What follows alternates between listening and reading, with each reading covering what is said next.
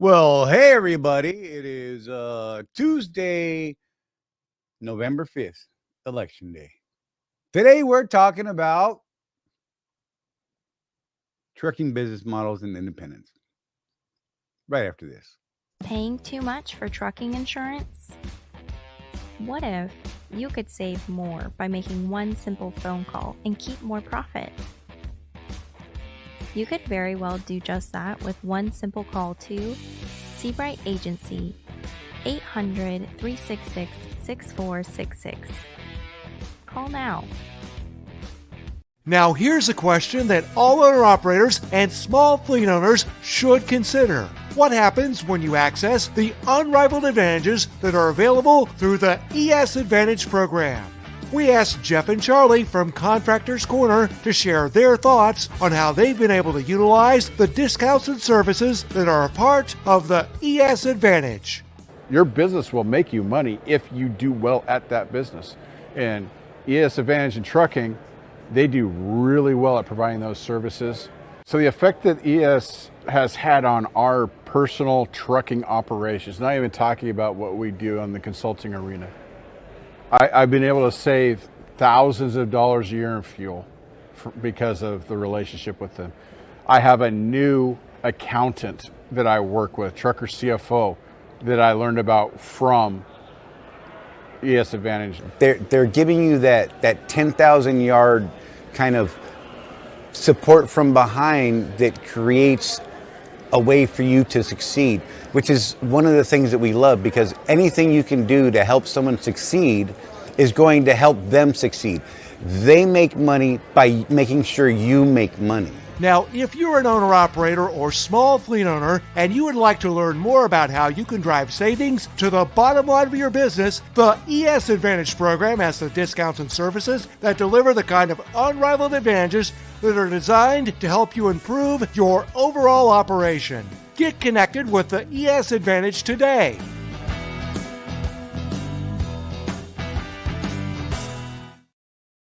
Welcome, greetings, hello, my fellow road warriors. Trucker Tim was first. So today's little race was pretty good on the first post thing. All of these posted at 5:07.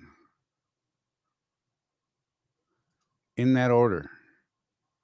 Like they were on it.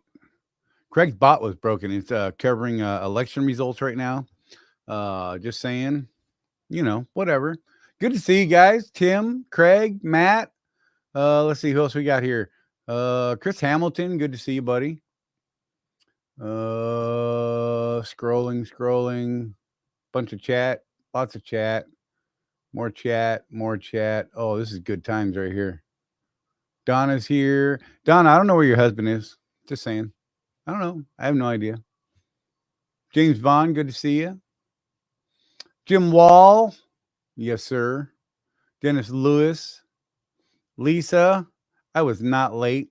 Just saying. Jonah Green, good to see you. Army Kane, I still like that name. Mike Henderson, what's up? So, how you guys doing, man? Where's everybody at? You guys parked? You driving? Are you watching election results? Look, be civil. That's all I got to say. Be civil, please. Thank you. Yeah, Don, I was just texting him a little while ago, and then he's not here. I don't know. It's weird. Yeah. I mean, you can complain. Chris said, remember, you can't complain if you didn't vote. You can. Doesn't carry a lot of weight, just saying. So I hope you voted. Jamal said he's in Davenport, Idaho. I can't talk. Iowa. Lisa says heading to Columbus from Michigan. I know Tim's on his way to Washington State with a Amazon load. Someone else was doing another Amazon load. I'm glad you guys are being busy and staying moving. It's good to see.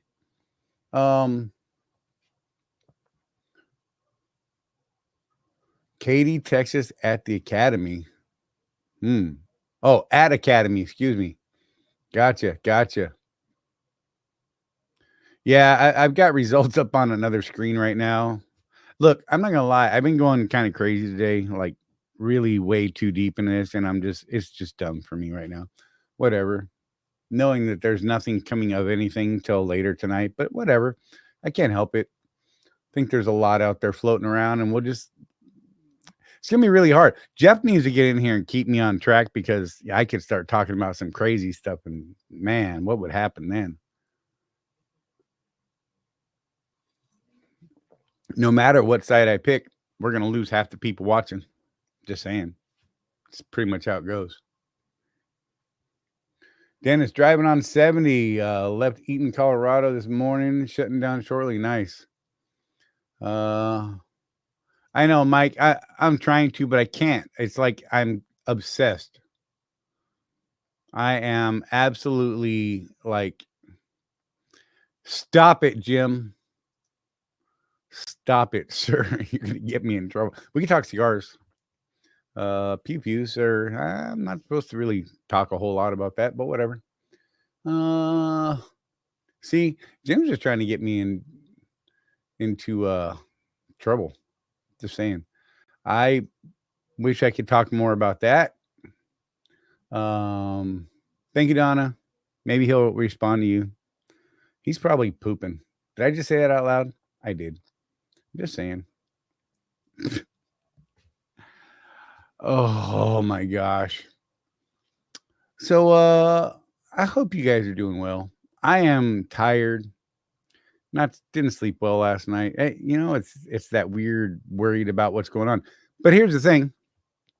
Regardless of what happens, regardless of the results, I have contingency plans for my business no matter who wins, right? Need to keep focused on those. And yeah, Jonas said I'm locked up in my truck at the truck stop. That's probably a safe bet right now. Oh, Craig's bots have left the polls. Good job. Not even going to talk about that, what your bots were doing. I'm just saying. Well, I hope you guys did vote. I hope all of you got a chance to vote that wanted to vote. And we'll see how this all shakes out tonight, tomorrow, and maybe the next 2 days, 3 days, a week. Who knows, man?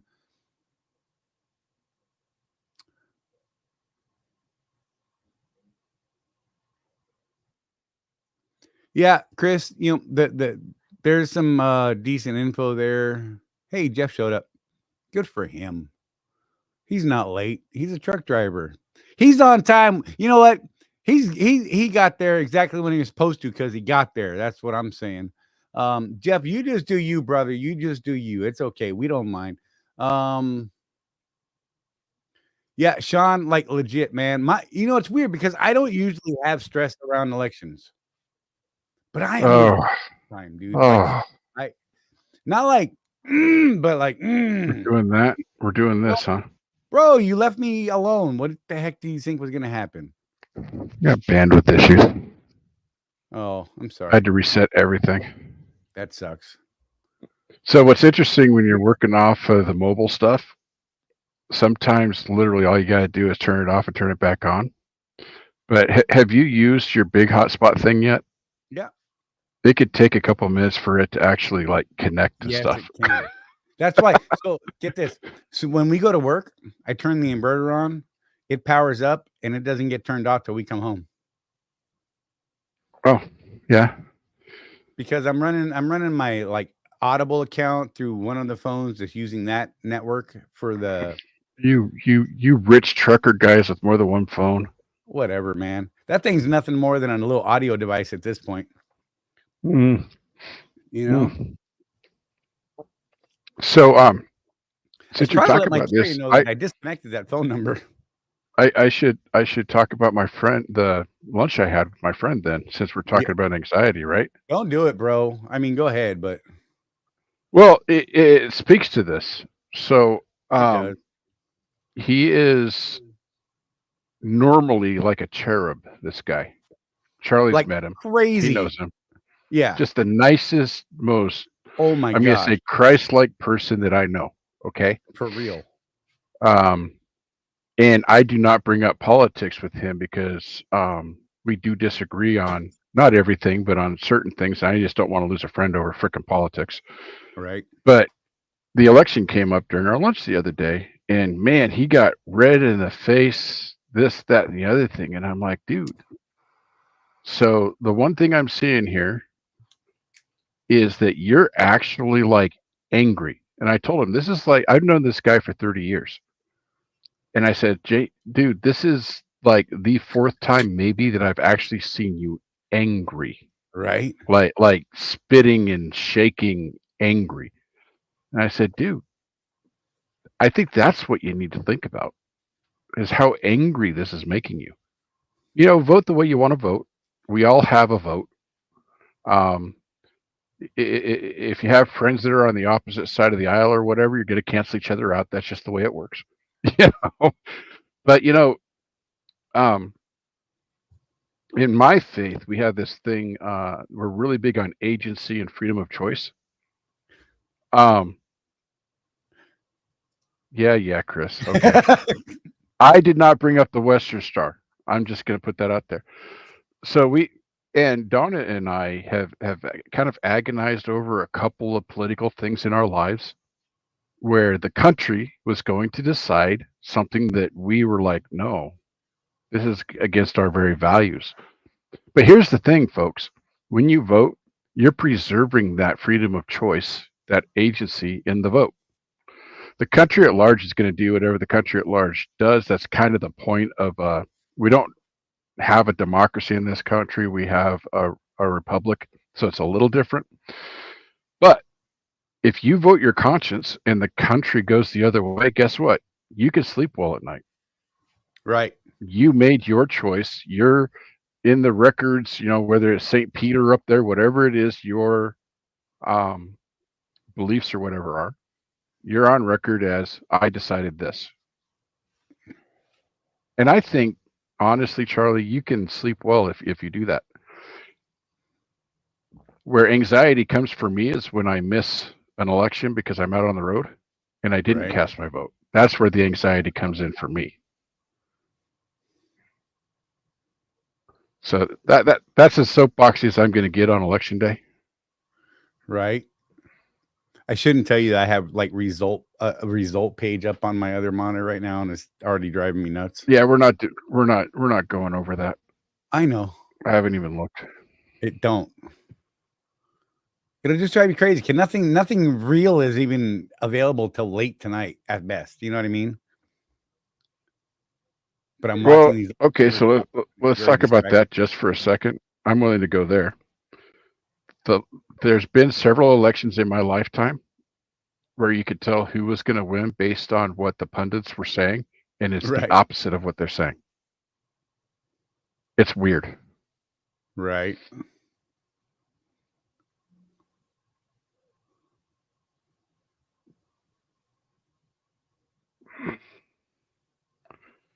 So I'm here, but I feel like you're losing me about halfway through every time I start talking. No, you're here. Your face is glitchy. Your voice is good. Okay, cool. Yeah. So yeah, it's all good, man. Yeah, we're not gonna like delve into this. You know, we were just chit chatting at the start of this thing, Jeff. I was just expressing my minor anxiety or angst over today.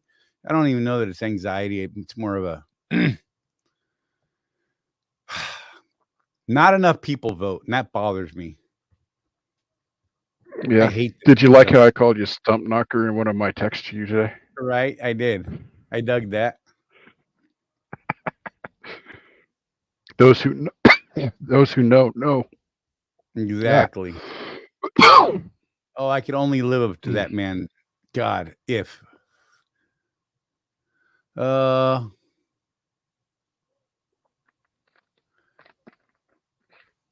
Donna, that's a fair statement. I'm just hoping that regardless of who wins, the losing side doesn't get violent. Oh, nobody gets violent for anything. That's just dumb. Yeah. I You don't want to talk want. about un-American? That's un-American. I'll say agree. that. I'm not a fan of this random craziness that seems to happen at times, and I don't like it. I don't like it. So Not one bit. Charlie, in our actual framework that we teach over in the community side, which we're going to be opening that up to new subscribers soon here. Those of you guys that are the long-standing members of that program, make sure you go in and change to the new platform in the next couple days, because we're gonna end that soon.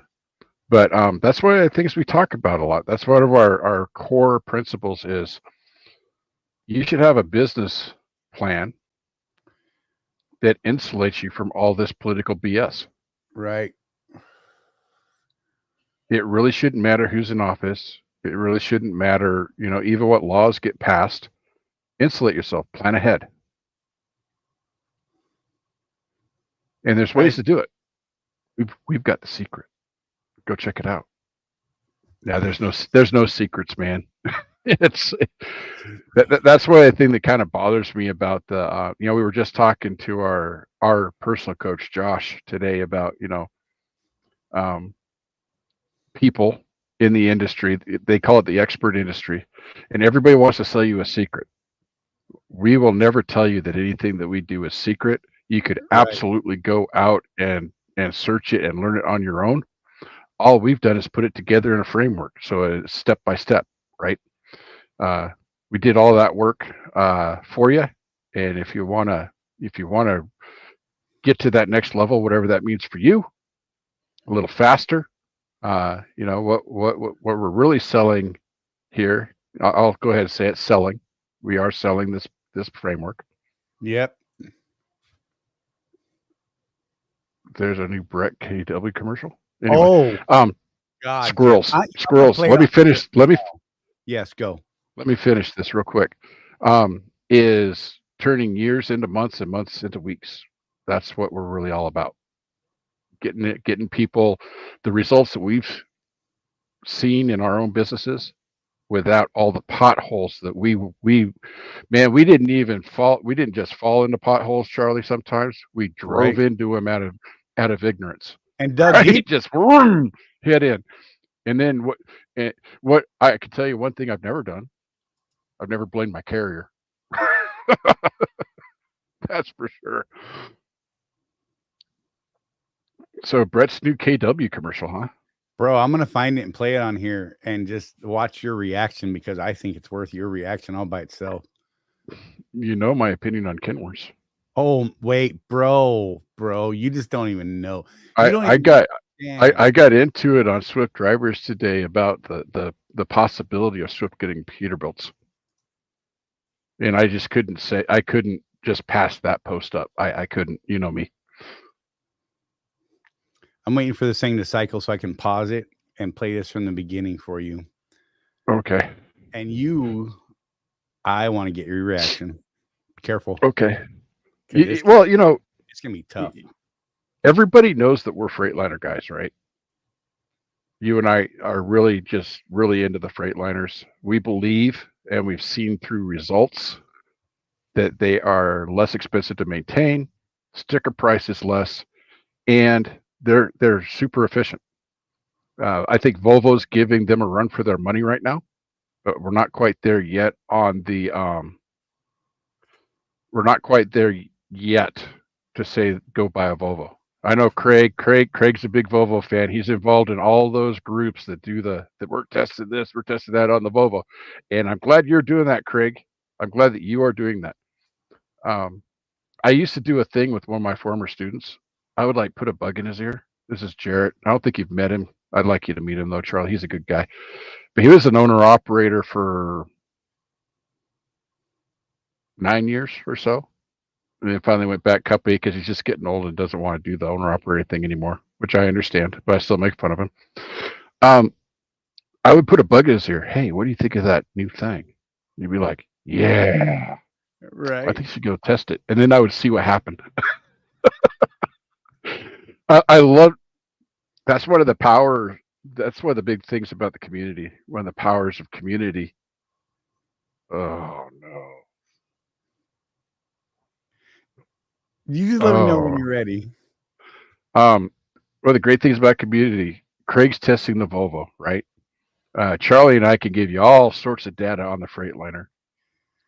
We have a lot of guys driving the KWs. We could get data on those.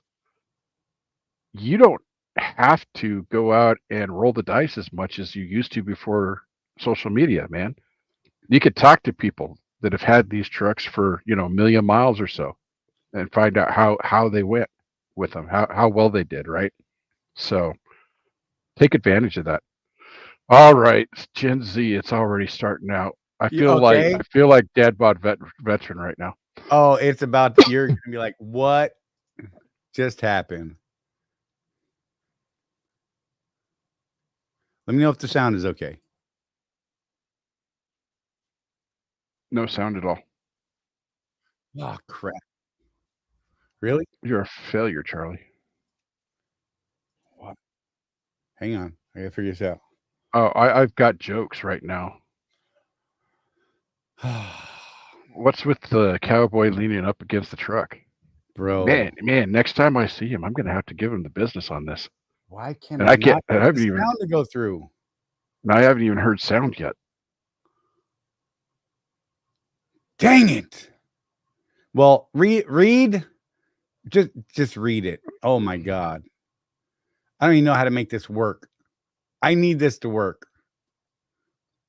Why is it not working? That's on the Facebooks. Yes, dude. Oh my god, the Owner operator division. yes, you'll find it there. Scroll down just a little bit. You will love it. I'm gonna let it play. I don't know.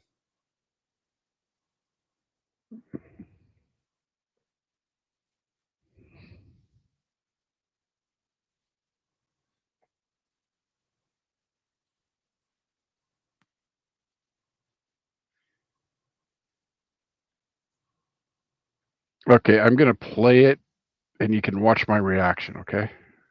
Okay.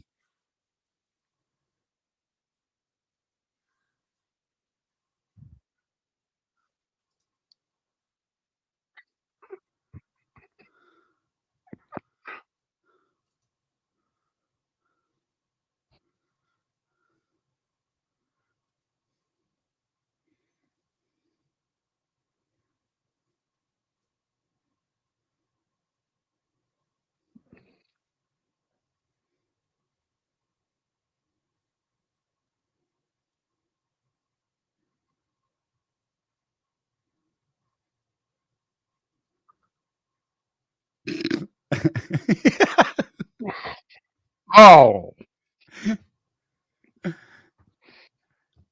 Hold your tongue, sir.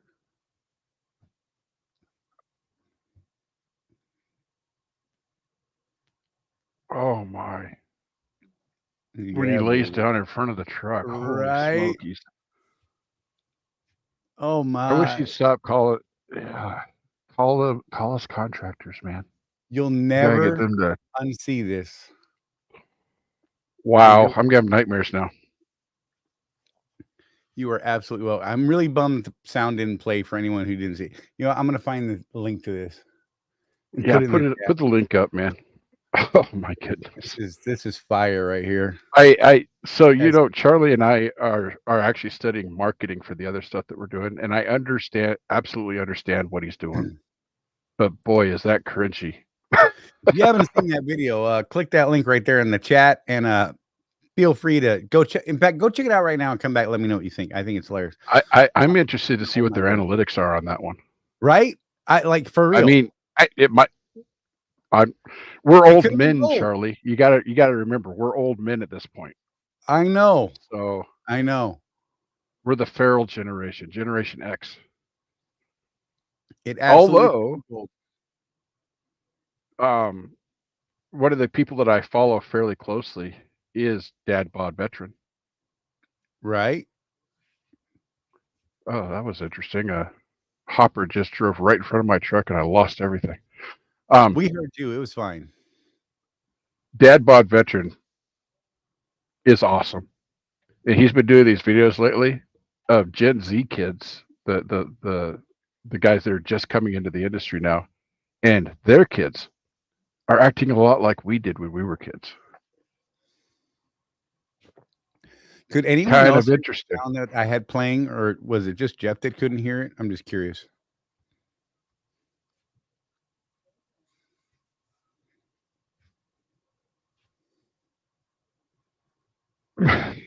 James can't get it out of his head now. Right. It's good times, man. Oh. Good times. I don't know how they talked him into it. I can't believe he did it. You know, like I say, you got a new generation coming up. I understand what they were trying to do. I want to see the analytics on it though, and see if it actually Okay, thanks, guys. like got traction. You know what I mean? It's interesting. I don't know why the sound wouldn't play. It's supposed to play, but it didn't play. I don't even know why. That's gonna drive me- Hey, at least you didn't try and use your fancy microphone during a coaching call that you were actually paying for, and then nobody could hear you. That happened to me today. Fantastic. And I didn't take a microphone into the bathroom while I was peeing. Oh, wow, we haven't gone there in a while. Those who know. Just leave it. I just thought that would be fun to throw out there. It was not either of us. I'll just put that out That's there. right. But if you're a client of Trucker CFO, which we highly recommend, you can ask him about it because he was the one being interviewed when that happened. Oh my God. See, you're like putting people on it. I'm just saying. I just threw it out there lonely. I just want people to get to know Colton, bro. Exactly. We love Colton. Excuse me. So why should I'm going to do a commercial real quick because we need to do it. And according to what I've learned, the first 30 minutes is the time to do it. See, I pay attention to things I listen to and read. Look, see the banner? I know where you're going. So, no, not for him, for us. Oh, my bad. I'm gonna leave it up anyway. So we've got the new community up and running for you guys that are already involved with us at that level. We need you to go sign up for school.com. If you're already a client, you're in this super secret private group, right? Check that group. There's a link in there to get signed up for school. That's where we're going to be actually doing all the classes, the Zoom calls, all the coaching stuff that we do. Our coach, Josh Hall, is going to do something incredibly. I couldn't even believe that this is what he's going to do in January, Charlie, because people do pay a lot of money for this. He's going to be doing training that is titled Your Best Year Ever. And this training it's not our framework. It's something that he does. And I'm telling you guys, this is one of those people pay thousands of dollars to go through this thing. And he's going to do it for our group for the $47 a month that we're posting it at starting next week. Man, don't miss that training. That's going to be some good stuff. We just did our first actual Zoom call. A couple people were there. Craig, you were one of them. Charlie was there. Charlie was Ida. a floating head in the dark. Hey. Ida was there. Hey, and it looks like when I'm rolling down, I'm in the passenger seat, just a floating head. That's right. Bobblehead, making his neck hurt, giving him a migraine. You're right. So this month's training that I did and next month's training is leading up to Josh's training. So you want to get in as early as you can. The replay of the Zoom call is already up, and I've got a couple of exercises up there for you to do this month. Get the habits instilled that you're going to need going into December, which is going to have some exercises you're going to need to take full advantage of what Josh is going to teach in January. So this is literally a step-by-step. Every month we're going to have new stuff. We're going to do live Zoom calls. That's how we're doing it. And then we'll just see what it is that you guys need to get to the next level. Participation is key. Let us know if we're missing something, whatnot. You know, it's all about you, bro. You said And next Charlie level. Mario is- went into my head. Oh, Mario, yeah. Of course, Sorry. I've been watching a lot of College Humor these last couple of days, and that puts dark things in my head. Thinking about Mario. Hey now. Hey, we've had a bunch of night drivers and quite a few bar none drivers inquiring about the insurance that is scrolling across the bottom of the screen right now. If any of you guys are catching this live or on the replay, let us know. And just know that this insurance, your trucking insurance, is available to you guys. Yeah, it is. You do have to mention Contractor's Corner. It's a weird thing, I know, for some of you guys. You're like, but we're not, with his carrier. It doesn't matter. Doesn't matter if you're with my carrier or not. It doesn't matter. It doesn't matter. I'm just saying. We've got an insurance package for you guys. I believe we picked up quite a small handful of bar none drivers this week, according to contact over at Seabright, our dude Tony. I missed this call today or yesterday. Dang it! I was taking a He didn't nap. even bother to call me. I took it like I a think he knew I midday was home yesterday. When you were blowing up my phone texting, I was napping at like 4 or 5 o'clock in the afternoon because we split the drive back from Birmingham, and Rosie took over there, and I'm like, it's nap time. I was tired. Did you say Rosie wasn't feeling good? Is she all right? Yeah, she's been in bed all day, so she's not feeling particularly pleasant right now. So yeah, that's why I had to go run around and do errands today in the middle of everything. It's just been busy today, man. But that's cool. But yeah, so you bar none guys, night guys, any people out there at a different carrier, got your own authority? Give our guys a call over there at Seabright, 800-366-6466. Give them a call, tell them Contractor's Corner or the Road Warrior Entrepreneur sent you, and let them write up a quote for you. Look, you make the call, they get you a quote. It's better, it's the same, or it's not better, right? What are you out? A couple minutes of your time? I'm willing to bet that you may find it's a better coverage and it's way better service. I can tell you that than what most people are used to. That I have no problem saying at all. We've seen it firsthand at this point. And coverages that other people don't even offer. If you're interested in that. James, Charlie not answering his phone. What's new there? Whatever, man. I'm gonna put James in timeout. Not really. That'd be funny. He'd be like, I can't type, you bastard. Jeff. You killed Kitty. Right. Kill Kenny. Trucking business models and independence, sir. Yes. I'm going to throw it at you. You're welcome. No. Hold on. Yep. You like that? Hold on. It's a thing, Chris. Guys. That's right. It is absolutely a thing, sir.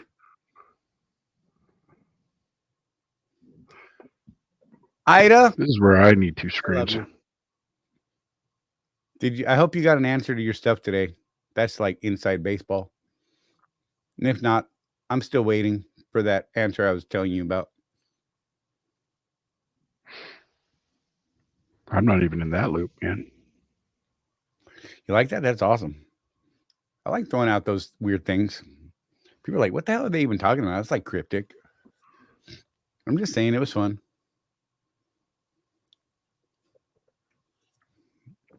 It's a very carrier specific thing, and yeah, whatever.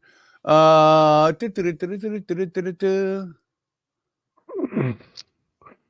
right. So you wanted to talk about business models. What do you got, man? What do you got? Actually, this topic was brought to us by Craig Hutchinson today. Right. I'm pretty confident that Craig actually knows the answer to this, but he brought it up that a lot of people may not.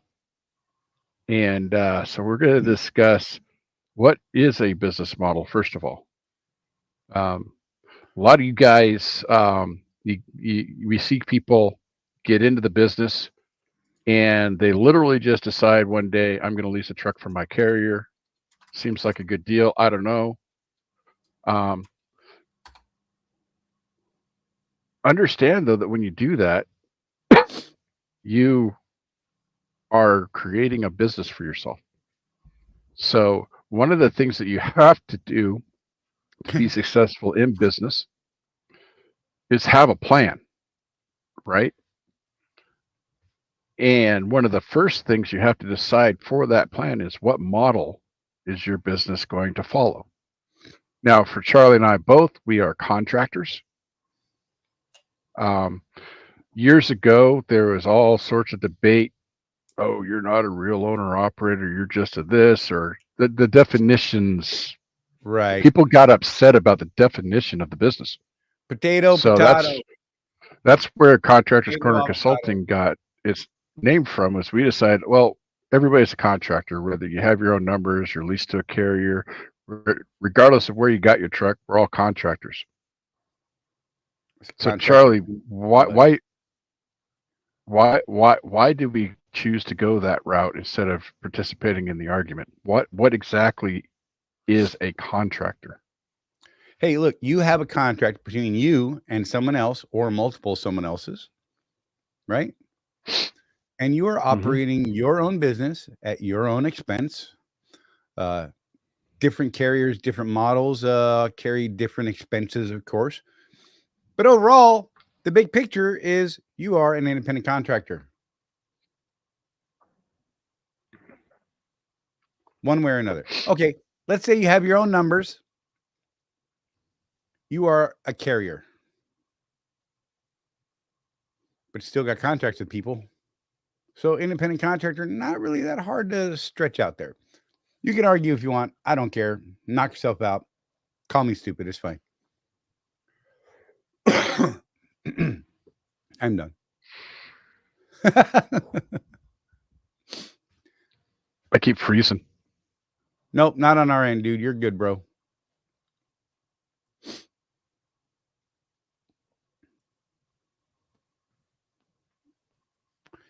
I like watching your eyes. You're like, Am I back? You've been here. You're still moving on our screen, bro. It's fun. Okay. I'm just not getting you. It's a thing. It's a thing.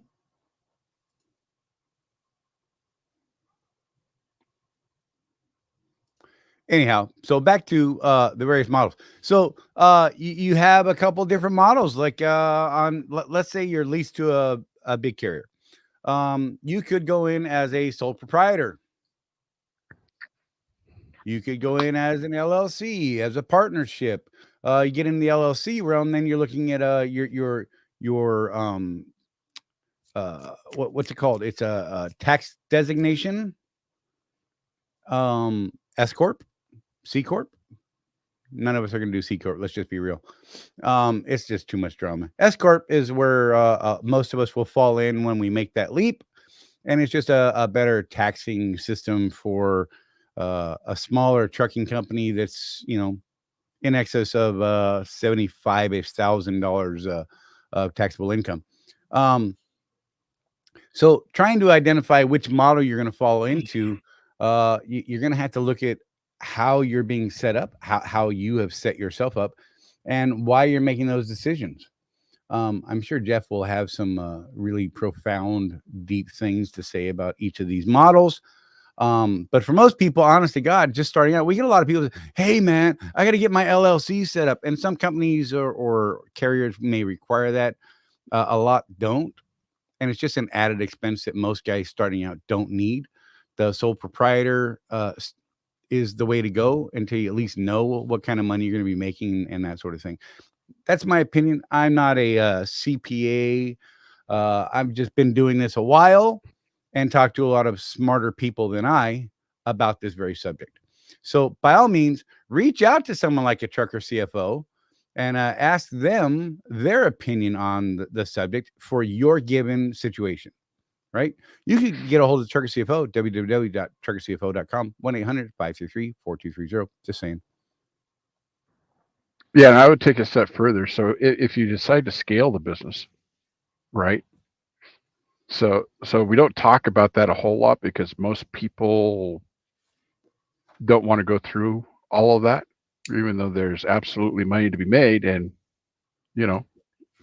that is the end result of a lot of hard work over a lot of years. So if you want to scale the business, you start adding trucks. I'm going to say find yourself a good lawyer. Absolutely. and have them go over your business model and point out the flaws in that business model, because they, Charlie and I have a business model for our two businesses, our trucking companies and Contractors Corner. There's absolutely flaws in that plan. And once you get to a certain level, it's worth spending the money to have a lawyer look over everything and say, well, you might want to do this, you might want to do that. This will save you some money on taxes. And a good tax attorney, by the way, is a step above even a trucker CFO. Right. Colton, the trucker CFO, is a CPA, but he's not a tax attorney. And I haven't made so much money that I need one of these guys, but I'm pretty sure that when I get to that point, Colton's going to say, hey, let me introduce you to my friend, Mr. Tax Attorney. I got a guy. Yep. Got a guy. So again, you had the plan, you create the business in a given model. Our model that we have for our trucking operations is contracting to a major carrier. That's our business model. We're both set up as S corporations, and the reason for that is there's some tax savings, not as much as you might think, but there is tax savings. Only beneficial once you're making above a certain amount, and you can talk to a CPA about that, where that line is. It does change depending on what the tax code is doing, but if you're making over a certain amount, it's kind of a slam dunk.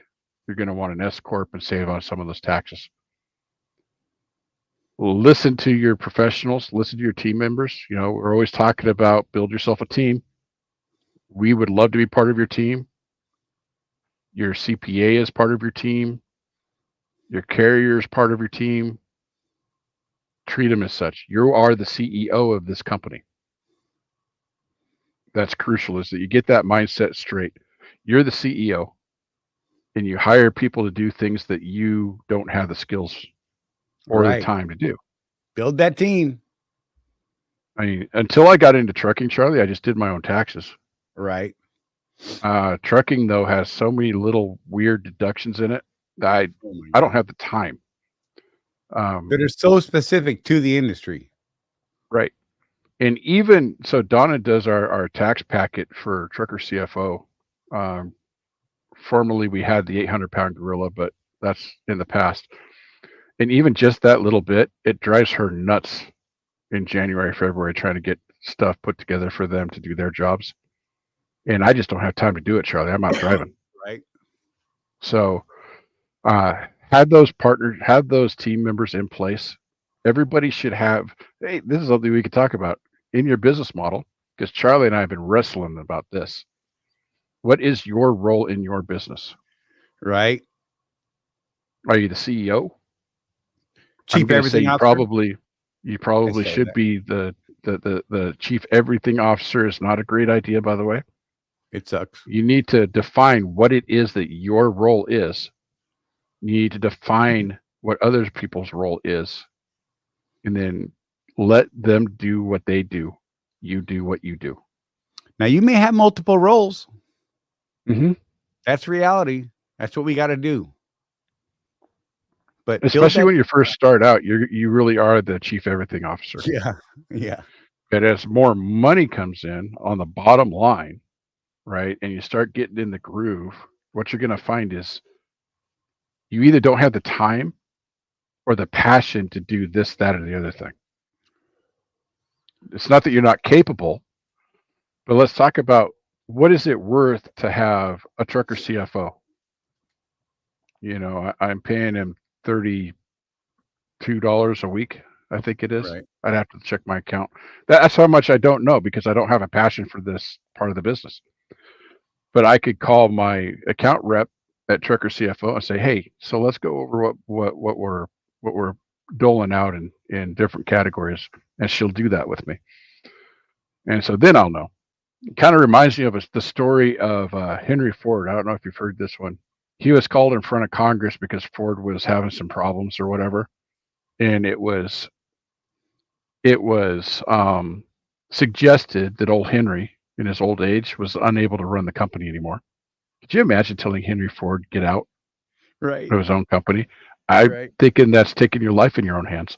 Man. What I know about the guy. So he's in front of Congress and he's giving testimony, trying to keep his seat because the auto industry is big enough to where the government sometimes steps in and says, "No, you're doing this." Right. It's just such a big part of the economy. And they asked him, "So what is your something about their balance sheets and their profit and loss and stuff?" And he has told them, "Hey, I don't know. I don't know. I don't know." And then finally one of the Congress people said, "Hey, why don't you know this?" He's like, "Because I don't need to." He said, "I've Right. got a phone on my desk with about 30 different little buttons on it. If I want to know what we shipped out last week, I could push a button and talk to my plant manager. If Right. I want to know how much did we spend on widgets, there's another button for the accountants. I don't need to know. If there's information that's critical for me to make a decision, I have people that I can call." Right. And that's how he ran Ford. And I think, especially if you plan on scaling, guys, if you plan on having a small fleet, if you plan on becoming a carrier, you need to put those pieces in place, those team members. You don't need to have your pulse on everything all the time, but you need to know, hey, I can call this guy because I have this question about my business, and this guy will have that answer. That's when you get to that point where you're scaling, that is absolutely a necessity. Right. So right now in my business, I have no clue, Charlie, what the household expenses are. I just don't. I'm not on the Right. road. I don't know. But if I want to know, I can call my wife, Controller. Donna, my controller. She knows. And this is if you're, especially if you're married, you have a committed partner, whatever. It's 2024. I get it. You have joint bank accounts, what have you. One person's running the house and one person's out on the road.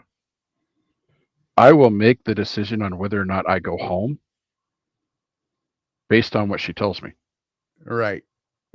If we don't have enough money in the bank, I know I need to stay out. As painful as that is sometimes. If we're sitting okay, I'm like, you know what? I kind of want to go home. Donna says the bills are paid. All right, let's go home. And I can't tell you how much pressure that takes off of me when I'm at home. There's nothing worse about being home and not knowing that the mortgage is paid. It's stressful. We try to get you guys to be fully present no matter what you're doing. When you're at home, you need to be fully present with your family. When you're out on the road, you need to be fully present running the business. It's hard to be fully present when not all the questions are answered. So this is where your team members come in. Got a Right. question? Ask them. Build that into your business plan. Have it lined out. So this person gets called for this. This person gets called for this. This person gets called for this. Have processes in place for your business. Once you have good processes in place for your business, it's kind of on autopilot. You don't have to think so much. You know who to call, you know who to get help from. It's all just right there. Right. So one of the things I um, was playing with Chris, AI today, Charlie, wait, let me bust out Chris real fast. My what's that? business model: learn from others' mistakes while minimizing my own. That's not a business model. That's a kind of business plan. Just saying. Mm-hmm. Words are important, bro. I love you. Don't get mad. We'll fight later. Yeah, the business model is the structure. The plan is how to use that structure to earn profit. Does that make sense, Charlie, you think? Yes. That was well said, actually.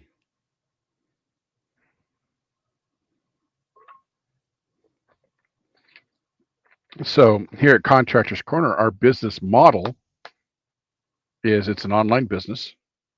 We leverage social media and technology to get relevant information to our clients, you guys. that will help you run your businesses better. The plan is Charlie owes me a welcome video for the new platform.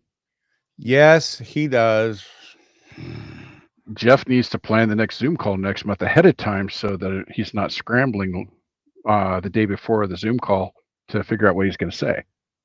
That's the plan. You'll see the difference there. It's funny.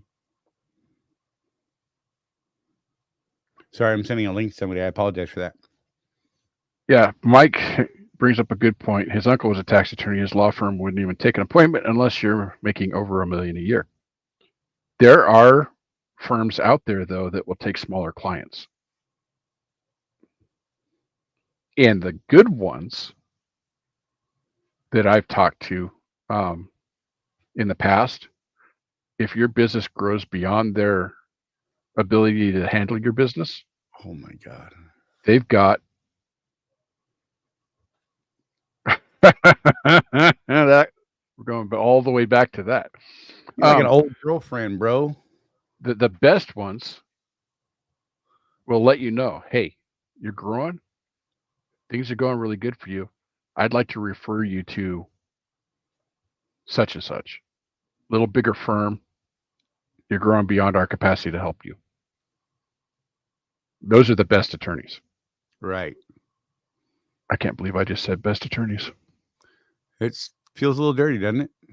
Feels like I needed to go take a bath now. You do. I'm going to throw it out there. I agree. Oh, man.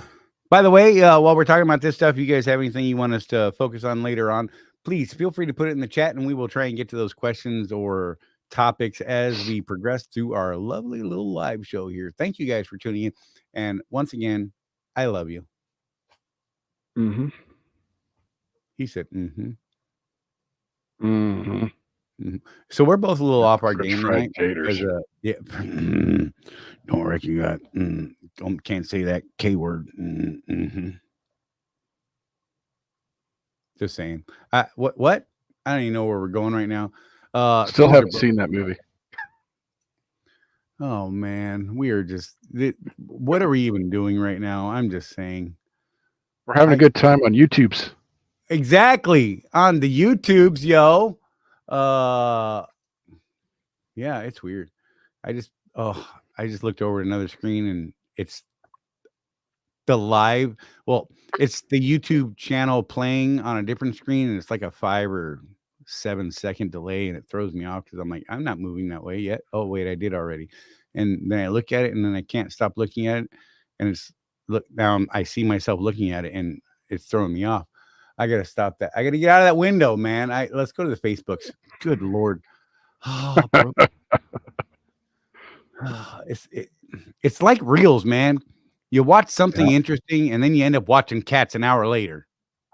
Right. And then I just can't stop it. And I'm trying to keep my eyes off of election stuff, and whatever. Oh, good luck with that. Dude, I'm trying. I'm doing good this election season, Charlie. I'm proud of you, bro. For those of you that knew me in times past, I was really, really into the politics. And this year, I decided enough is enough. As he chokes on better. He's choking it down. Look at him. Get it down, Jeff. Just push it deep inside. Sorry, that was great timing with your little cough there. I apologize. That was mad fun. It's the old man dry throat. Right? No.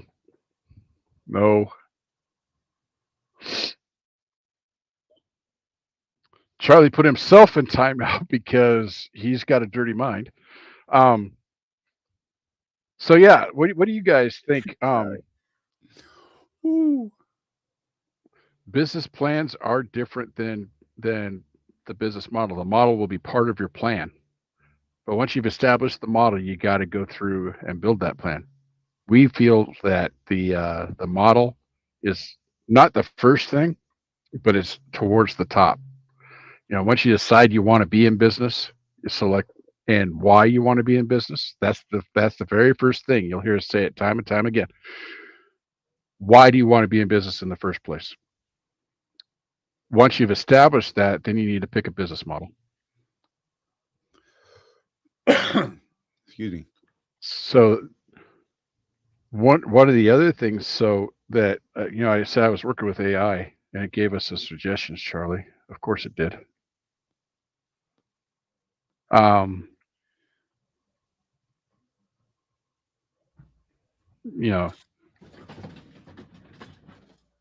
When you're selecting the business model, and this was a good one. I liked this contribution from Skynet. I'll just call it Skynet because I have issues with AI. But what's your value proposition in this business model? How much money can you potentially make? What's the downside? Look at the downside. Don't ignore it. You ignore things at your peril, especially in business. Consider what's the downside. What's the worst that could happen? Right. Now, the good news about the trucking industry, and one of the reasons we love it so much, Charlie, the worst thing that could really happen is you have to go back and drive a company truck for a while. That is terrible in my brain for me. Right, it is. But but you can, if things aren't going well in your business and you need to take that step back, you're not going to lose your house. We looked at opening a retail store when we were in Oregon. I did all the research, all the market research, and we decided not to pull the trigger. Good thing, because you know what happened not 6 months later? COVID. Right. Oh my gosh. What a time. So it's not like that though. If I had opened that store and then COVID hit, right, I would have lost my house. We would have had no money, right? In trucking, you can take a step back, and the mega carriers are really good about this. We see Swift do it all the time. Somebody's just had it. We try to get them to evaluate and maybe get their business profitable using our steps. But we get it. If you've had it, you've had it. Take that step back. Swift will absolutely put you in a company truck next week. And I think most megas that have company drivers and owner operators will do that. So you do have a safety net.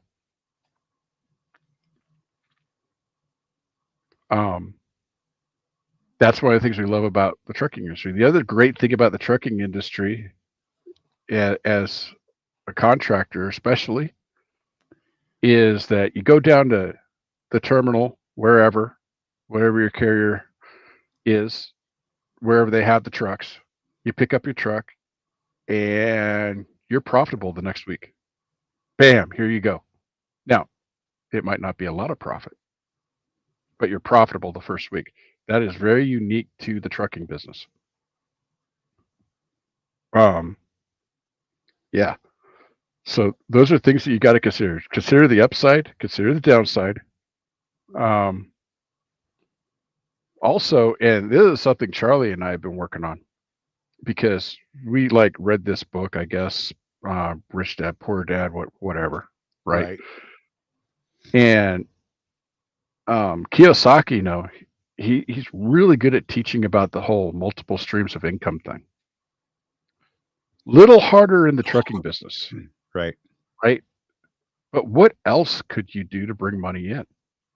A lot of people don't know this, Charlie, but we have Contractor's Corner, right? Not profitable yet, but when it is, that's going to pay DDX Trans and Mortco Transportation as 1099 contractors. Right. So that's another stream of revenue into my trucking company. Okay. I don't want to, I'm afraid to mention this, but people day trade while they're out on the road. Very, very dangerous, by the way. I can't in good conscience recommend it, but people do it. Bitcoin John made a bunch of money in Bitcoin. Right. That's an extra stream of income. That's business. It's been a long time, but when I first started driving in 06, 05, 06, it's been a long time. But anyway, I used to get approached by these MLM guys, Amway, all those guys. Man, we are hitting the old stuff today, aren't we? Right? But these are guys trying to create multiple streams of income for themselves.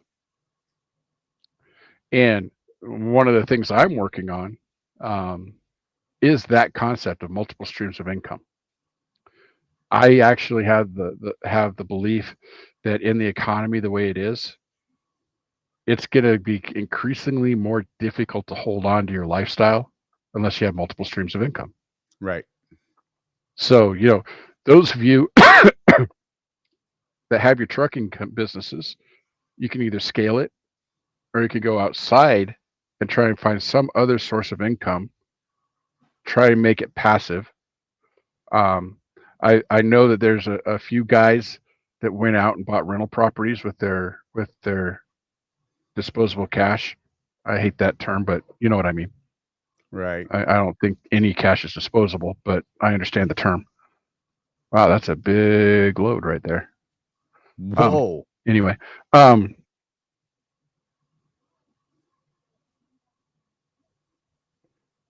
I'm back, I think. But yeah, the multiple streams of income thing. The internet's great source to create another revenue stream for you.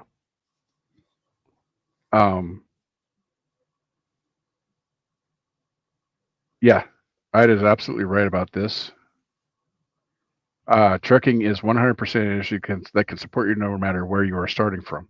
Right. And my story. I think everybody that's on right now has heard it a million times, but one of the things that brought me into trucking was that I lost my cushy office job at the phone company to outsourcing, which is a direct result of the last recession before that, right? I was looking for a job that was recession proof. Now, is trucking 100% recession proof? No, but through this whole rigmarole of the last 4 years or so, I've stayed working. I haven't lost my job. There's a lot to be said for that.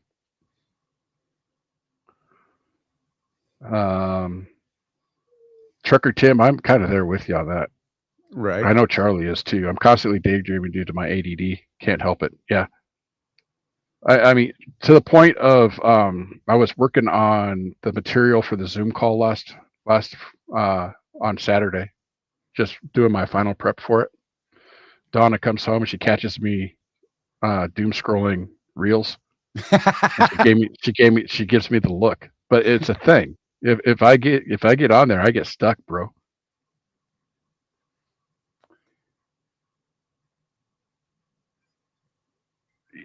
You're not the only one, Ida.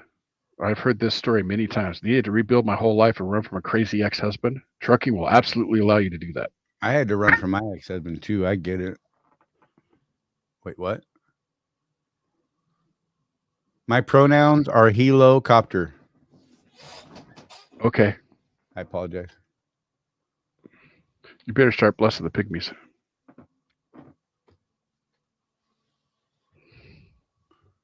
Trucking saved Ida. Ida had, we really need to do a thing with Ida.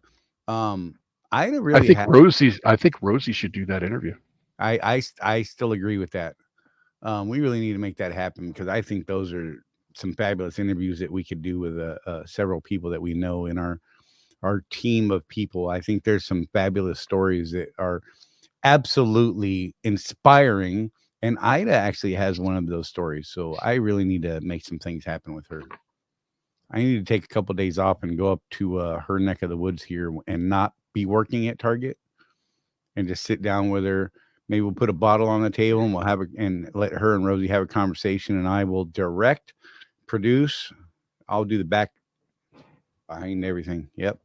Sounds good to me. The man behind the camera. I was going really bad place. I had to stop talking. Mm-hmm. Yeah, we need to get some people together.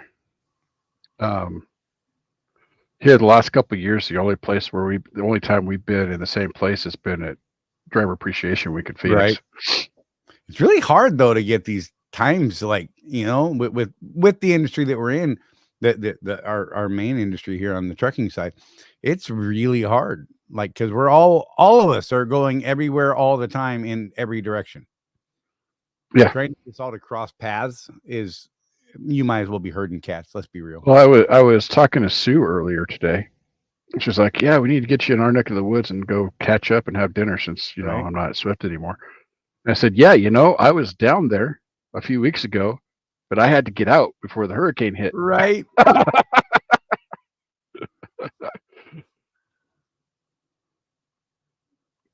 I'd have had a 20-pound cat. Holy cow. And I'm just weird. That's fair, Jim. I'll take that. You know what? I like that. I don't know. Don't judge. I don't judge. I try not to. No I do judgments here. sometimes.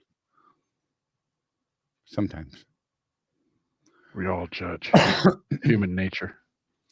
Somebody asked a question.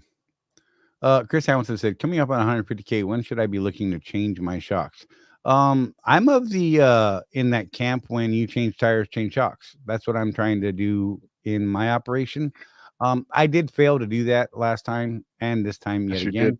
And I have a reason for that. It's a little shifty, but you know, talk to me one-on-one about it. I'll tell you why. Yeah. Sorry. 20-pound cat named Benny. Now that's interesting. Right. I would have shook my head seeing her drive down the road like I do everyone with a cat up on the dash. I'm like, what the hell is happening? So my oldest daughter, Tashina, dressed her cat up as a sandworm from Dune for Halloween. Nice. Oh, it's interesting. Oh Lord, we're off the rails and gone now. I'm just saying. So let me see if there's any other nuggets I can pull out of this thing real quick. And if you guys have never worked with AI, or if you're skeptical about AI, I'll just touch on that for a second. Here's what it's good for us, is to get past the blank paper part of what we do. I can type a concept into it and ask it, just give me 10 ideas. Help me get past this block I'm having, and it will. What you don't want to do though is have it do everything for you, because it's a little wonky. Sometimes it lies. You know that, right, Charlie? Especially ChatGPT is giving out really bad, like, non-factual things. Well, it's sometimes people are publishing it just right off of ChatGPT on Facebook. It's like, well, did you not even read this thing? Trust but verify, y'all. That's right. And everything. Hey, Mike, I'm on book 4 on Commune, and oh my gosh, bro. Oh my gosh. Sorry. So the last two that it really mentions that I think that we could touch on is key resources. You know, what resources are available for you to be successful at this business? And I'm going to toot toot. That's what we do. We're one of the resources that you could tap into. In our community, you know, we've got the training, we've got the live Zoom calls, we've got classes that we're working on doing. They're a little more formal to give you the tools. We're a resource that will give you the tools to drive your success. And then customer segments. And this is something that especially contractors really never think about. We tend to have one customer. Mine is Panther. Charlie's is Swift. That's our customer, right? The carrier.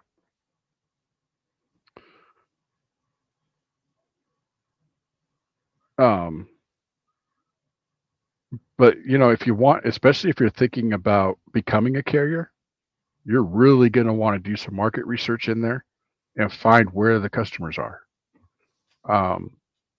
The most successful people that went from, we like to call it from company to carrier, you know, that natural progression. You go to like a Swift Academy or a CR England Academy, you get some experience, actually driving the truck for a while. Then you go lease a truck or buy a truck, and you contract, and then now you're ready. You're going to go get your own authority. You've saved a bunch of money, and you're going to go, get your own customers. Not very many of the people that rely on load boards like that are the rich guys. You know who the rich guys are, Charlie? The guys that go and do customer direct. Right. Maybe, we know of that one dude. Where's he out of Texas or Kansas City or something? He's got 5 trucks, and he has to be in the dock every day with his 5 trucks at this customer that he made a deal with. Okay. So his trucks go out, they deliver. It's something like 300 miles. He gets like freaking $4 a mile for it. And then if he can find something on the DAT load board to bring his trucks back loaded, he'll do that. But that contract is paying enough to where it's just gravy at that point if they can get a backhaul. It's not necessary for his profitability. That's where you want to go if you're going to scale. So, Army King, I am OTR, so I'm not sure where the question is. Oh, good Lord. My deadhead is this. You guys would probably be right back. Have an aneurysm if you saw my deadhead, though. It's not uncommon for me to deadhead a couple 100 miles for a 400-mile load where I'm at. But, they pay for it.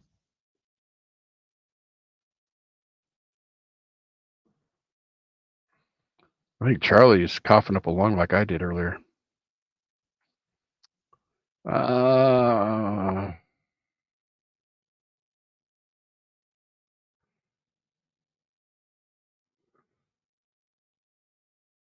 Yeah, Jim Wall. I mean, good on you for doing it, though. He says, took me 8 hours to change my shocks at 200,000 miles. Most of that was figuring out what I was doing. But you did it, right? And I bet the next time it does not take you that long because you've done one already.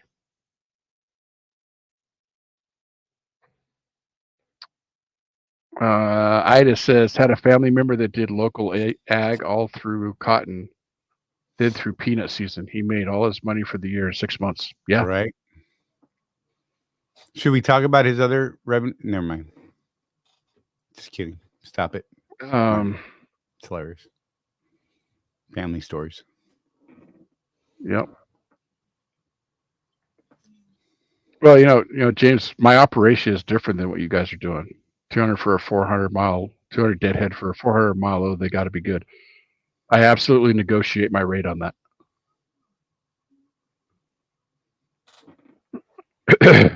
Matt's still in the shop. I saw something from him earlier. Again. So yeah. So my business model hasn't changed, right? I'm still a contractor. Contracted to a carrier. I'm not out on my own in the cold trying to figure it out. But my method has changed. My plan, my business plan has by necessity changed. The first thing I had to do was learn how to negotiate that rate. I'm pretty sure that there were a lot of dispatchers very, very happy to call me on the phone because I was ignorant. And I would take these loads without asking for anything. I don't do that anymore. So yeah. Hey, Matt, here's your truck. Is it 21, 22?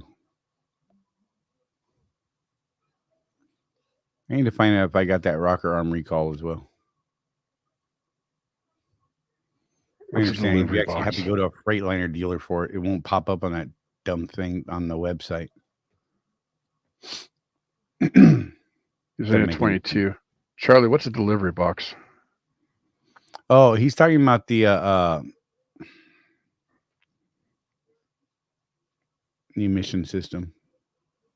Oh, the one box?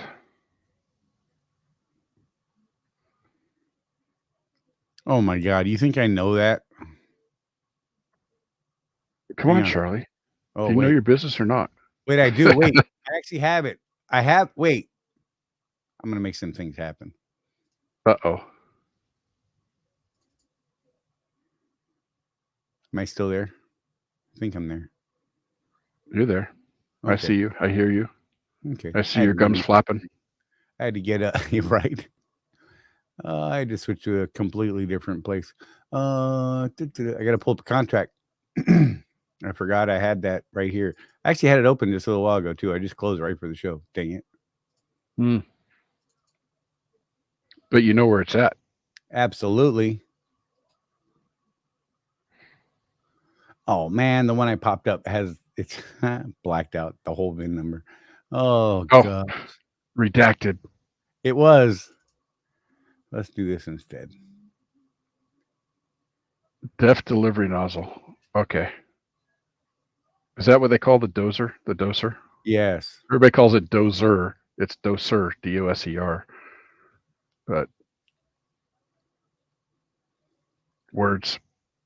I still call the truck an auto shift, not an automatic, by the way. Right. I realized that I lost that argument years ago, but there is a difference. I like it. I think I can close that now. I can come back and I can make my screen large again. I'm sorry. That was fun. This is good video right here, man. I don't even know what Make yourself big. Wait. Grrr. That's all I got. That's not even a good war face right now. Yep, and this is another step, right, Ida? Just as important as business model, what does your team driver culture look like for your company? And you know, as the owner of the company, that is 100% up to you. So, you know, you want to think about that.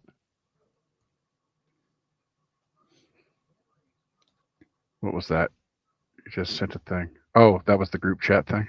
Yeah, sorry. Yeah. That was to Matt. I sent him the whole VIN number. Okay. It was easier just to pull the whole thing rather than me trying to figure out 1, 2. No.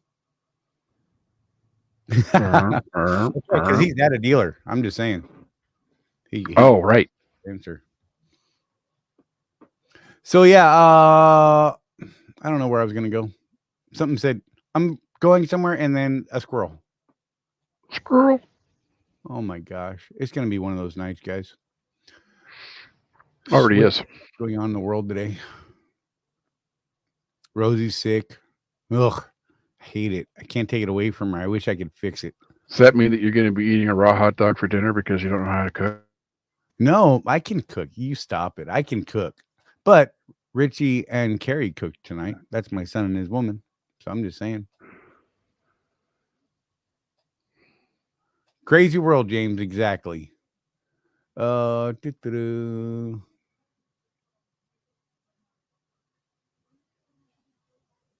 Sorry. More. I got way too many windows open right now that are like notifying me of stuff. And I'm like, what? Gosh, I really need to get focused. Well, you know. You know what it is? So I didn't take a pain pill today either. So that's a weird thing. So I'm a little off from that. And it was just not a great night last night. It was interesting. Matt in our chat. Oh, that's a bummer, man. He said I don't have a recall. I was actually hoping for the free overhead. Is that wrong? Yeah. No. You know? Dang it. So my 22 had that issue, and I ended up in the shop for 2 days getting it fixed. Really? Because it actually broke loose. That sucks. But you got the free overhead. Yeah. Well, what's interesting to me, so just so everybody knows that this rocker arm or whatever it's called problem is so big that the Freightliner, which is in the middle of nowhere, Mississippi, had the parts on hand. The only reason it took them 2 days is because I was like number 4 in line. But they actually had the parts in hand on the shelf. That's how big of a problem it is. Really? That's kind of crazy. It does, Ida. It's well, okay, about half as bad as my brain. She said Charlie's computer screen right now probably looks like the inside of his brain. I wish. I don't even know how many tabs I have open on that screen over there. I got this screen here. Then I've got another screen over here. It's, you know what? Sometimes it's nice having all these monitors and stuff, but other times I'm like, God, I wish I just had one screen. Then I could be like, oh, I can't see that. I'm sorry. I'll look at that later. Yeah. It's actually kind of a blessing to have a little laptop in the truck. Right? I can see that. Although when I was doing so I had to give my bigger laptop to my son for school. So I'm on the little one, right? And it's only a 2-inch diagonal difference, but man, what a difference just that Right? 2-inch real estate makes. I can't.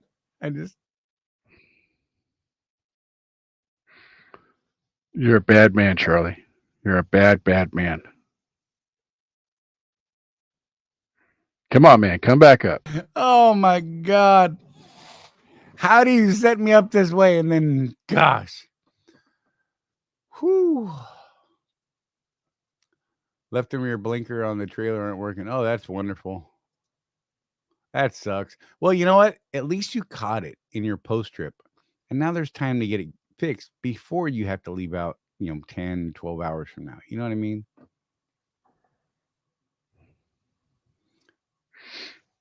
It's just I had to have this trailer inspected in the middle of the night because I'm at a TA, and that's just where I was in line. But I was talking to the tech, and I wasn't wrong, Charlie. I got up this morning, went in to use the restroom, and I did see one guy literally open his curtains, getting out of the bunk, got in the driver's seat, took off. Right. Didn't even get out of the truck. You were talking Didn't about even get out of the truck. And it's crazy, man. And you know me, Charlie. I'm not going to lie and say I open the hood and I do the 104-point inspection every single day. I don't. But at least look under the truck. Is there a leak? Right. Check the tires. You can see all the brakes. It's not like it's a car where you even have to get under it, right? That reminds me, I got to put air in my tires tomorrow. Just a flashlight. You can see the other side there, other side there. Check things out. It's not hard. Now once a week I do the full crawl around the truck and everything.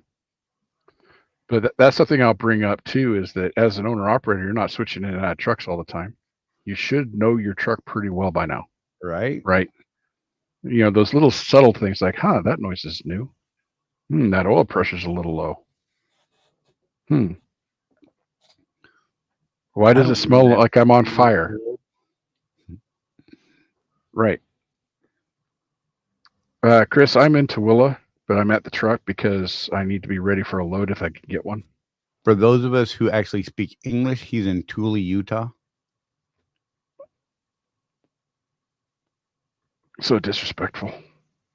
Yes, sir. I can't help it. Oh, that's a people don't realize this. Ida, on the national call today, they were talking about just how important it is to drain the airlines consistently. They're having so many transmission issues. So I mentioned earlier that I still call it an auto shift, not an automatic. There is a difference. These transmissions are manual transmissions for all intents and purposes. I actually talked to Alan about converting mine back to a 12-speed manual. Kind of a pain in the butt, but you can do it. It's a couple parts. The actual clutch pedal stuff is already up on the firewall. You just need to put a clutch pedal in, and you need to put the stick down through the floor. It is operated with air pressure. The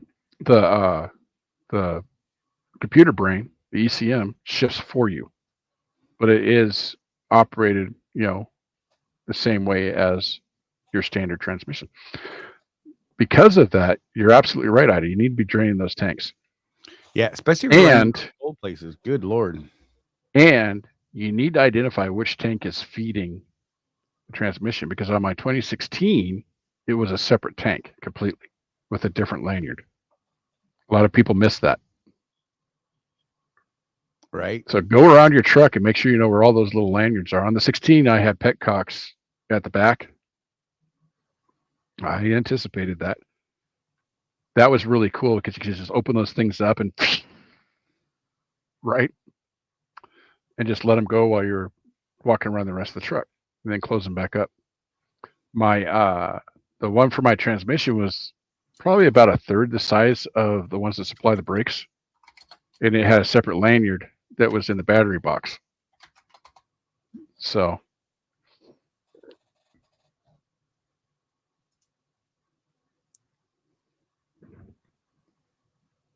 and remember when people were complaining about the auto shifts, Charlie? Oh, it's not shifting properly. And I actually got in. This is when the auto shifts first came out. Right. I'd already figured it out. If my truck wasn't shifting properly, if I shut it off, drained that tank that fed the transmission, then built up air pressure again, start working. Right. I don't know why, but it worked. Charlie's talking to me in private. You like that? Yeah, I had to get it out, man, or it was going to just not have looked at that. You're welcome. Ah, dirty man. Yes, sir. You're welcome for that. Yeah, that rocker deal with the overhead that they do, absolutely, the whole motor has to be completely cool. Yeah, that was another thing, is they had to pull it into the shop that night so that it was completely stone cold when they opened it up. So Lance Calhoun said, need to change the air dryer filter once a year. Many overlooked this one. Depending on your truck, you may need to do it more frequently than that. So be aware. Really pay attention to it. I think mine's going about $100,000 doing it, and that's after I had a huge problem with an air dryer once. So I'm overdoing it. I know this. So how do you know? You know, what's the indicator that it needs to be changed, Charlie? So with me, it completely gummed up my air dryer. And when we took it all apart, they're like, bro, you aren't changing this frequent enough. And I'm like, well, how frequent? And they're like, well, it depends. And I'm like, well, what's the thing that makes me do it? They're like, yeah, you just kind of got to figure it out. I'm like, oh, you're so damn helpful. Thank you. But, difference between a tech and a mechanic. Just saying. Right. And two, I was lucky that I could just buy parts and rebuild the air dryer instead of replacing the entire air dryer. And it was like $60, $80, something like that. It was nice. It was just bam, the whole air dryer was fixed. But I spent a lot of time cleaning out all of the guts of that thing. And after that, I was like, yeah, I don't want to do this again because it was dirty, messy, horrible, yucky crap. Right. So I just started changing it, every couple of services, man. It is basically what I did. I mean, they're really low in cost. I mean, yes, over time they're going to add up, but I figured for the peace of mind and the not having to worry about it gumming up the works again, it was absolutely worth it. Well, how much is it going to cost if you got to replace brake canisters because they got a bunch of crap in there? Oh my God. Can you imagine the whole airline system? I'm just saying. Yeah. When mine went, it was gummed up, man. There was a lot of crap everywhere. My tanks were gooky and just the lines were mucked up. And, I mean, it was a thing. So I didn't ever want to do that again. Yeah, exactly. I just look, just because they recommend a certain mileage doesn't mean you should do it sooner. You shouldn't do it sooner. That's part of good preventive maintenance. Some of these things I am absolutely way more proactive on than others. That's one of them. I'm probably changing my Dabco fuel filter a little too often, honestly. Yeah. So we were talking about this in detail, about 2 weeks ago, Charlie, the difference between trucking and aviation. Right. I think aviation, their service intervals make more sense to me. Right. It's the number of hours on the piece of equipment. Right. Versus some arbitrarily take it out of your butt mileage, right?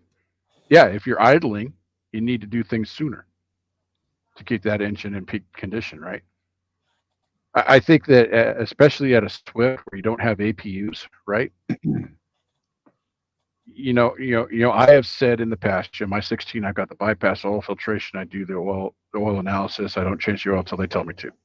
Okay, but that's with an actual objective process that I have with that truck.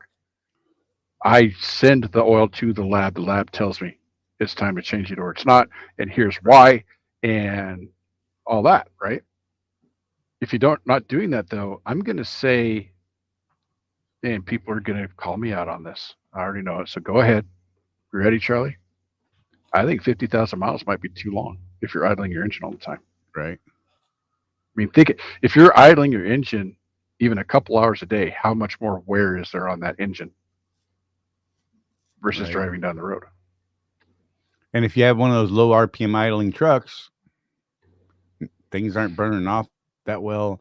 Mine idles high in that parked mode, runs like 900 RPM or something like that, not the typical 600-ish, right? And it seems to have made a difference over time from what I've seen. I mean, I used to bump up the idle in Chewy if I did have to idle, because I absolutely noticed there. Going back to the air dryer thing, you can also look at the crap that it's spitting out of the bottom when it purges. Right. You're getting a massive handful of chunks. You're probably way too late already. I'm just saying.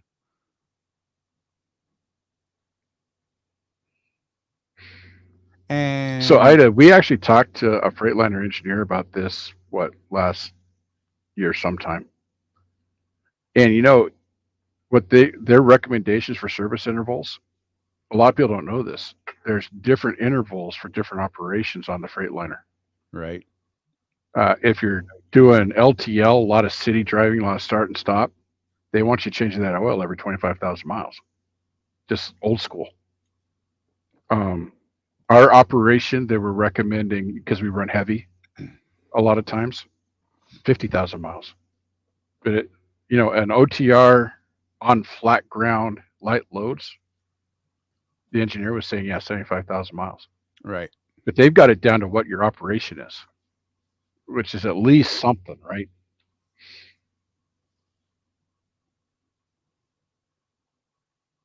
Yeah, James, I think that's a little long after talking to that engineer. Right. Because like I said, they had it broken down in, this is your operation this much, if this is your operation this long, if this is your operation, every other week, basically. Right. Well, it's like with your air filter. You had that fleet air filter on Chewy. Yep. And so by doing that, you started seeing how long an air filter lasts before it starts gumming up. Right. Trucker Tim. So you mean a lower RPM idle actually hurts your engine more than higher RPM? Because I know lower RPM does or should burn less fuel. It does burn less fuel, but the engine also doesn't get up to full operating temperature. Right. And it doesn't burn off the not as big of a deal on Chewy as it is on your new truck, Charlie. Right. Because what it's really causing is your DPF to get gummed up. DPF gets gummed up, causes back pressure. Back pressure damages the engine. And your DPF doesn't last as long. Right. If you can idle it up there around the 900, according to Bruce, talking to Bruce Mallinson about it, if you can get that idle up there, then it gets up to a true operating temperature, and it'll keep a lot of that damage from happening. I've talked to people too that claim that it has something to do with the oil not getting all the way up into the system or something. I don't know that I buy that because it's pumped. But what if you're doing in 3 months 22 more hours of idle than I am, and 15,000 miles less, or some other variant of that, why would 3 months be good? I'm just saying. What we're saying is either go off of engine hours, based off your operation, or a mileage thing based on your operation. But you really got to get to know your truck. Saying 3 months, for you, you could do, let's say you're doing 10,000 a month, that's 30,000 miles a month, right? Whereas, I can vary from, say, 12 or 15,000 miles a month to 20,000 miles a month. And if I wait 3 months, I'm going to kill something. Mm-hmm. I am absolutely going to break something. So again, I don't think a time span, a typical time span, days or weeks or months is the appropriate answer. Just my opinion. If someone tells you 3 months, I'm not a fan. It's like, what's this supposed to be for cars? I mean, we don't do the right thing with our cars. We're terrible people. Me But too. isn't it like 3,000 miles or 3 months or something like that? Yeah, on and some of cars? them are like 6,000 miles or 3 months or yeah, it's weird. I don't know.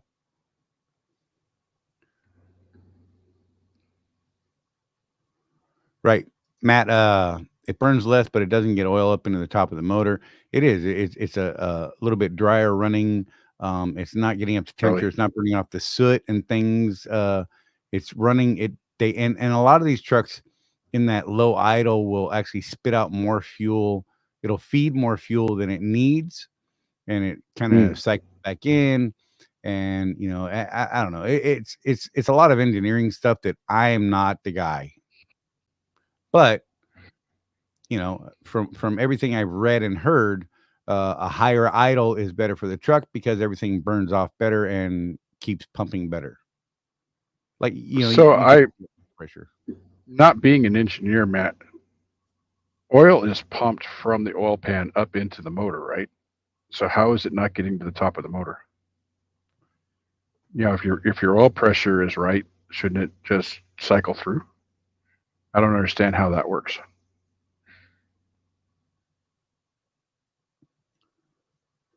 So words, I got to make fun of Tim. I'm sorry. I apologize. We're friends, but I got to do this. Taking you at your word. Mine idles around 9 as well. As soon as I turn it off, the RPM drops to 6. I hope that it drops to 0, Tim. I get what you're saying. Yeah, when he pushes in the brake, it drops to 6. That's what mine does as well. Oh, I the day we're having, I had to find a joke in there somewhere, and I found it. Thank you, Tim. It's funny. Back to James. That's what the shop supervisor is saying. I'm kind of on his side on the oil change. Just because he's supervisor doesn't mean he's right. I'm gonna throw it out there. I run into a lot of shop foremen who can't print an invoice. I don't know. I'm just saying that's wrong. I can't help it. How does altitude affect diesel operations? So I used to know this one, like in detail, but I'm having a hard time with words right now. You get a reduced power output and increased fuel usage at higher altitudes because the air is thinner. And yeah, there you go. Quick answer. That's what I was looking for. Feel free to look that up and find your favorite search engine and do that. Again, Ida came through with an answer for me.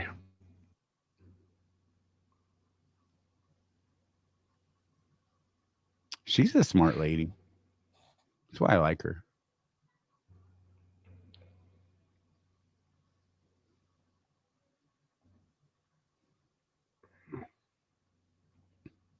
I just said because the pistons are not running as fast and will not build the same pressure on the top side of the engine. There you go. And Lance said one owner's manual he was reading says lowest RPM possible to keep the engine temperature above 150. There you go. That's hard to do sometimes. I've been in some places where I was like, good God. And that's when you start stuffing cardboard in the grill and you know what I mean? The winter fronts and all that.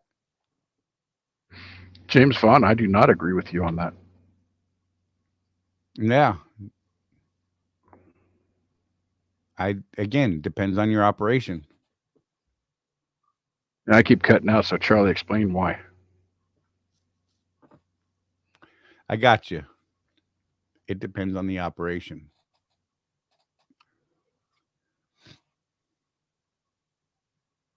Did you explain it? I'm cutting in and out here. Yes. Dang it. Okay. I got you, man. I got you. Okay. Yeah, you went robot and then you went silent. You went. Nice. So I'm like, screenshots. Yeah, I mean, this is one of the points I'll use that to make a point. Know your business, get into it, educate yourself. Stuff like this. I asked a question because I didn't know the answer, and Ida answered it for me. 70,000 miles is too long. Not if you're not if you know how to run the truck on an extended oil drain. There is a way to do it, and I can tell you how to do it.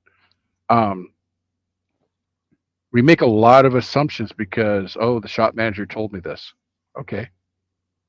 What do the engineers say? Right. Did you ask them? What do the people at Pittsburgh Power say that actually have an engineer on staff and developed some pretty interesting things over the years? Right.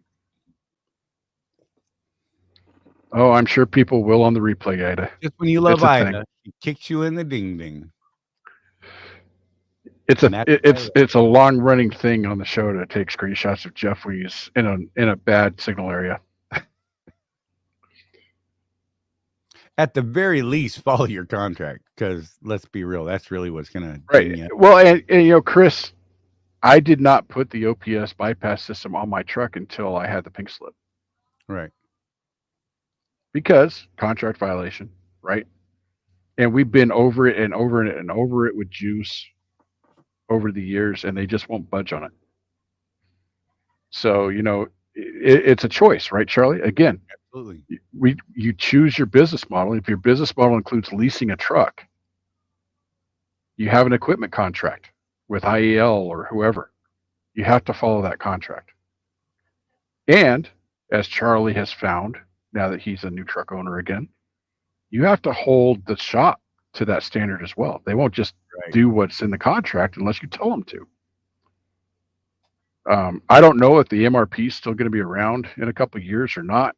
I don't know. We'll see. But if your business plan was to lease a brand new truck for 4 years from IEL and then convert it into a 2-year MRP to get the payoff lower so you could afford to stroke a check, I got news for you. If you can't document that you did all of the maintenance that is stipulated in the contract, they can deny that truck for MRP. So then what are you going to do? Right. Pay attention, read your contracts, really get into understanding your own business, guys. Education. Can't stress that enough. Tony is always asking us, what's up with some of these guys? They're like, dude, it's a lack of education. Plain and simple. It's a lack of education. People don't know what they don't know.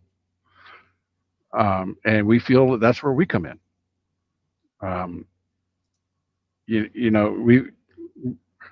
We've made the mistakes already. You don't need to. We'll tell you about ours. Don't do that thing. We've done some doozies.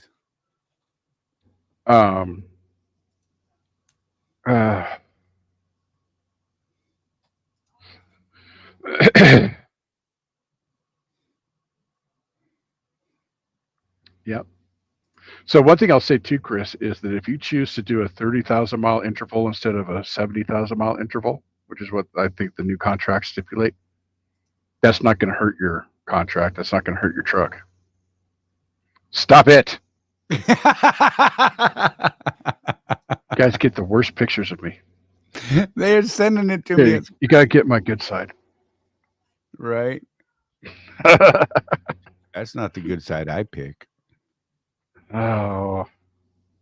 My pronouns are helicopter. Mine are H and K. Oh, sorry. I can't say that. I like it. I'm going to stick with that. I like it. Oh, man. You know me, Charlie. When I find something, a product, we'll just put it that way, that I like, right, I'm a diehard. You know that. Absolutely. I will pay more for that piece of equipment than you paid for your piece of equipment simply because I like it. Exactly. And okay with that. Yeah.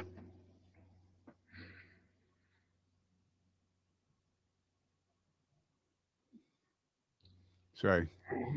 Trick or treat. Gosh, I thought we were friends. I guess I deserve it though for using him as a joke earlier. Yeah, James, we're not doing that. Sorry. I'm just going to call that out. You know, we don't do politics on the show unless it has something to do with our business.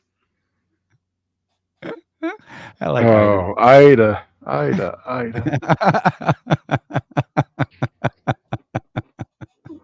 You're going to get a call from Donna because little Pete is going to ask what that means, and she doesn't want to explain it. Ooh, I can give you Ida's phone number, Donna. I'm just saying.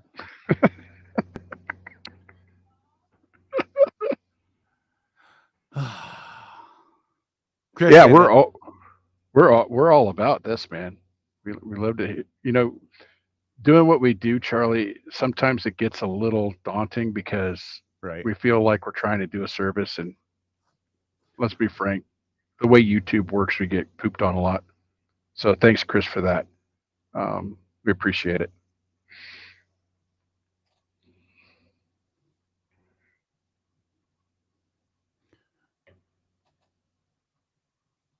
Well, actually, you possibly lose.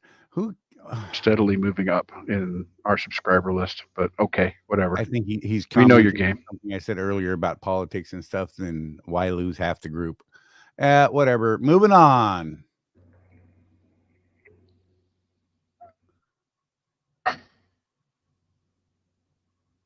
Yes, he will. Donna said.